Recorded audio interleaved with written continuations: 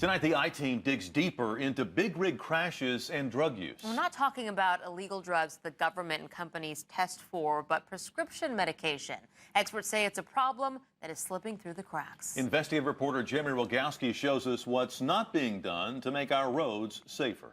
I got an 18-wheeler on the northbound side crashed into the wall. On Highway 59 north of Porter, a Kroger truck driver pinned and flipped this smart car after unsafely changing lanes. The whole back end of this car is completely gone. I shouldn't be here talking to you today. Latasha Allen was inside. Because my injuries were so catastrophic. It was broken 2 places. A broken neck, fractured ribs, and scars for life. And your whole life is turned upside down just like that. I'm very angry. I'm very angry.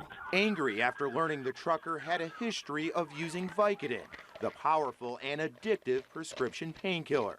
Allen suing the trucker and his employer, Kroger.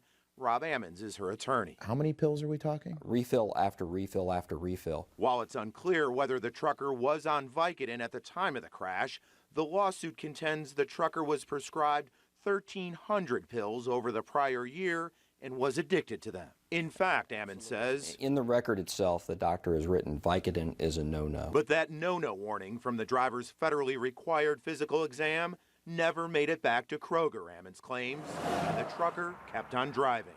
His lawsuit contends Kroger's policy on prescription drugs with their truck drivers is one of don't ask, don't tell. And don't test. By law, companies are not required to test their drivers for prescription drugs. And what about the government? Turns out, while truckers are subject to random drug testing to keep their license to drive, it's only for things like cocaine, pot, meth, and PCP, not for prescription drugs. We know that those are quite often overprescribed. And that's a real problem, says Dr. Mitchell Garber. He's been part of some 1,500 accident investigations at the National Transportation Safety Board. We see an increased crash risk. We actually see, when we look at the numbers of people involved in crashes, we see an increased crash risk as a result of the use of these medications. Near San Antonio, a trucker crossed the center line and killed a man, later admitting he was in Narcotics Anonymous for problems with the painkiller Lortab. In Phoenix, a fiery collision ended in second-degree murder charges against a trucker, allegedly on the muscle relaxant Soma. And near Milwaukee, a truck driver pleaded guilty to vehicular homicide while on painkillers.